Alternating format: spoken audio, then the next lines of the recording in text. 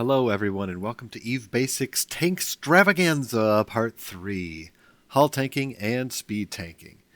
Hull tanking is not just for lulz, kiddos. It's a legit thing. You can be a hull tank bait ship that just looks like a juicy target until they hit your massive hull, and then they can't bite through it while your fleet warps in on them, while you are neutralizing, etc. You can actually do a lot of different things with it. There are lots of PvP builds that utilize a pretty beefy hull tank, and your goal with those builds is just to get through somebody before you blow up. There is no hull tank that can repair itself. Yes, there are hull repairers. They're useless. They repair very, very slow. It's not meant to be an active tank. It is a full-on buffer tank. Probably the bufferiest of all the buffer tanks. And there are only 3 modules that help with it. I chose this Myrmidon because I think it's funny. There's medium transverse bulkheads. You can stick 3 of them up here. There's damage control, which is absolutely essential because of the hull damage resistance that it gives you. It's just massive. What is it? 67k EHP without it, 104k with it on. It almost doubles it. It's bonkers by itself there. And then the reinforced bulkheads down in your low slots. That's it. That's all you got to choose from. So any amount of these things you can hull tank yourself to taste. And it's the easiest way to just get straight EHP buffer. Because of the damage control and the amount of resistances you can get down here for 1 slot, hull tanking is bonkers.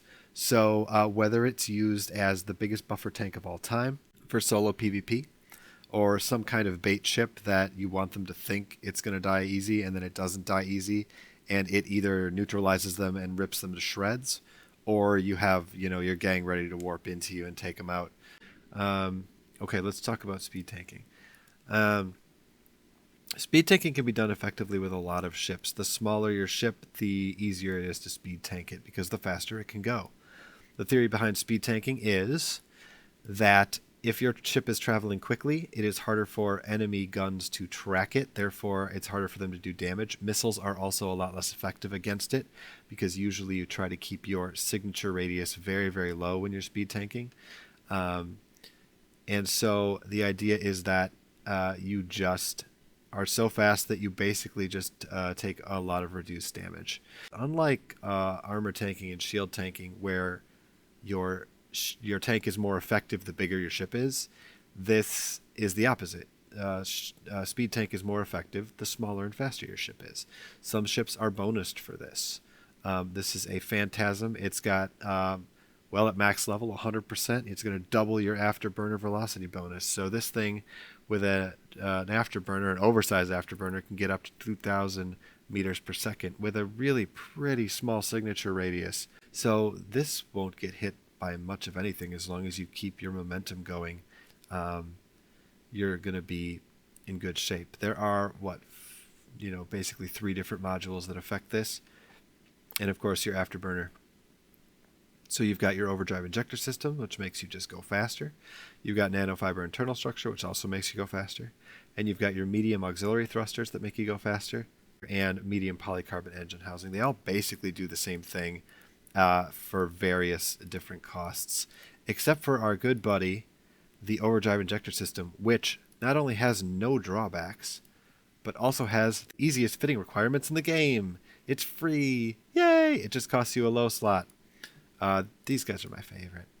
Yeah, so those are 2 other kinds of tanks that can be very, very effective. Hull tank and speed tank. The other thing you have to watch out for if you're speed tanking, if you're moving quickly, you've got to make sure that the weapons you're firing can actually track effectively at the speeds your ship is flying at. So if I'm flying my Phantasm around at 2,300 meters per second, I better have some really fast tracking guns on it. And in fact, it's got a bonus to energy turret tracking speed because they know you're going to need that tracking speed if you're burning all over the place. So the Ishtar has a different...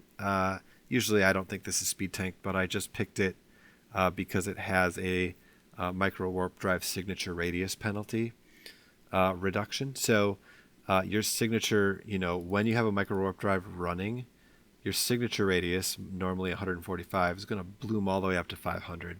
And this is going to make you a lot easier to hit. It would be worse if we weren't on an Ishtar. It would probably go up to 900 or something like that, right? Because the penalty is it goes up by about 400, so it would be somewhere around 900, which makes you absolutely huge. I don't know. Let's see what the signature radius of like a regular old battleship is. Those are special edition ships. Nobody wants to know about that. Okay, so let's say your Typhoon Sig. Oh, about 330. So you'll be much, much bigger signature-wise than a battleship. And what's your mega? 380. This is a big ship. So, when you're running the micro warp drive as an Ishtar, you're essentially still bigger than a battleship. But again, if you're going, no one knows what that is. There we go. If you're going fast enough, if you're going at 1900 meters per second, it might be you're just going too fast, even compared to your signature radius. So, speed tank and hull tank at will. They're phenomenal, fun types of tanks. Thanks for watching. I'll see you next time in Tankstravaganza Part 4, Tank Theory.